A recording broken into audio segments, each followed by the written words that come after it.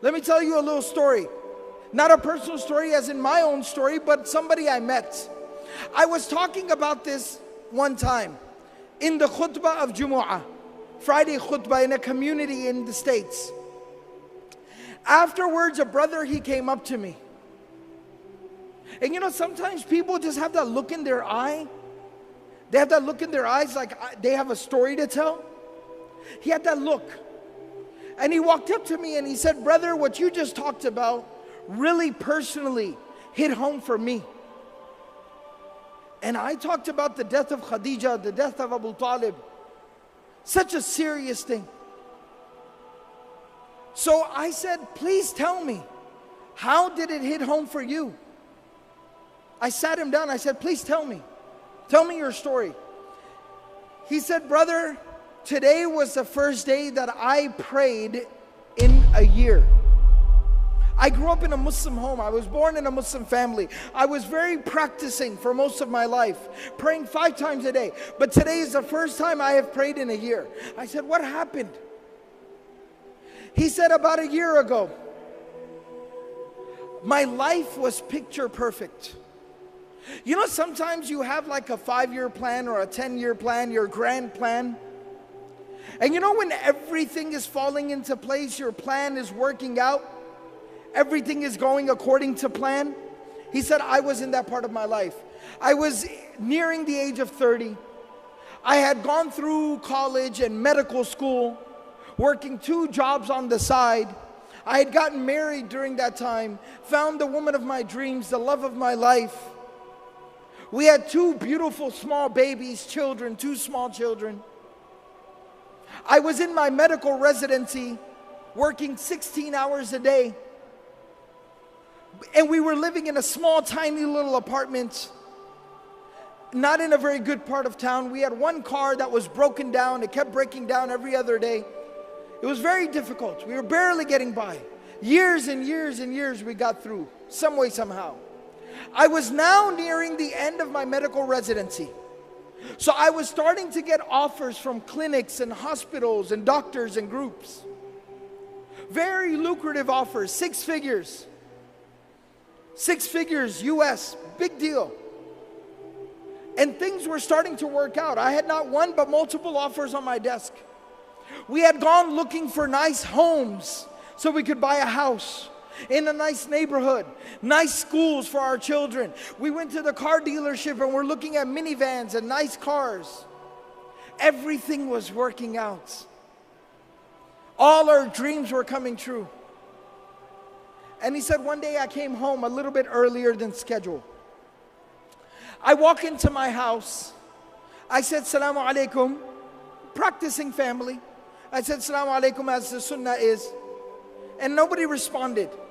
I looked at the time, and it was usually the time my wife would put the kids down for a nap, their afternoon nap, and she would take a nap with them as well. So I said, let them sleep. I don't want to wake them up. I don't want to disturb them. So I went, I got some food, I sat down with my books, did some study, answered some emails. After a while, you know when kids, they wake up and they start to kind of fuss and make noise? I heard the kids from the room.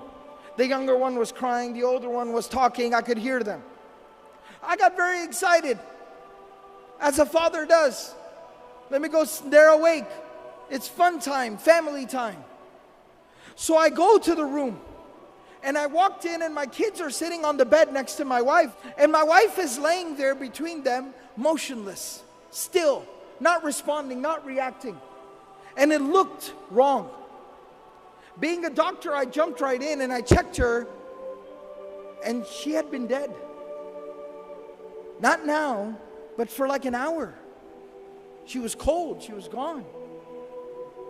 Just like that. He said, brother, at that moment, my life, it fell apart.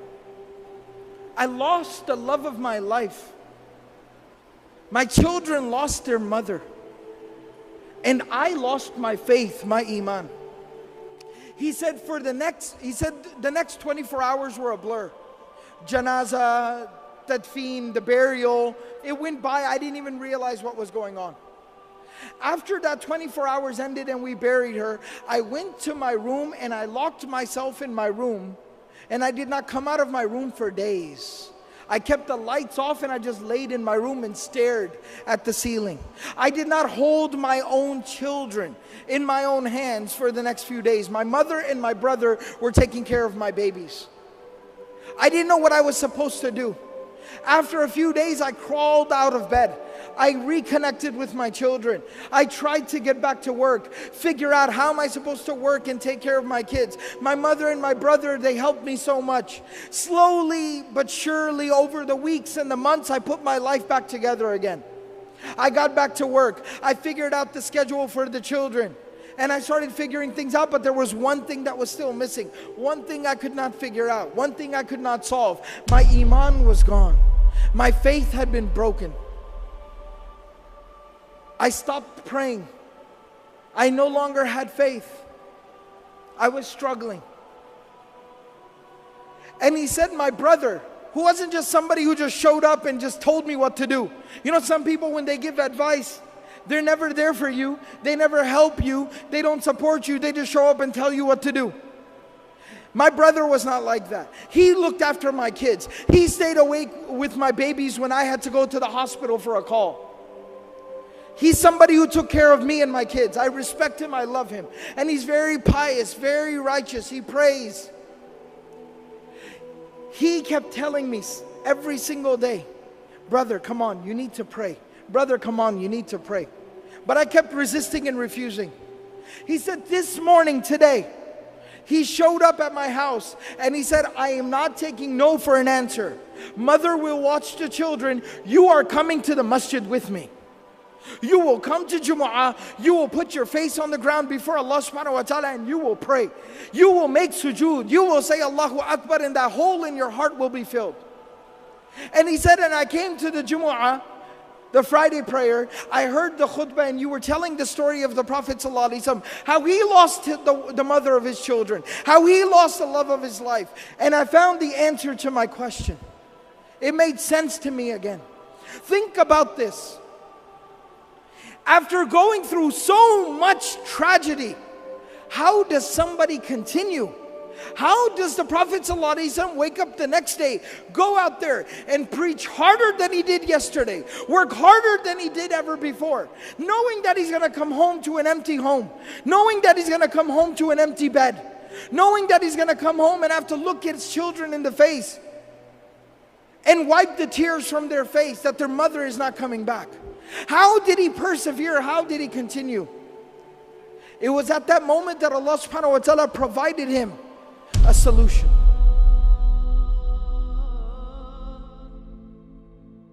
Allah subhanahu wa ta'ala took him on the most miraculous journey any human being has ever experienced. It is called the journey of Al-Isra wal-Mi'raj, the journey by night to Jerusalem, and then the ascension above the heavens. The journey by night to Al-Aqsa, and then the ascension above the heavens.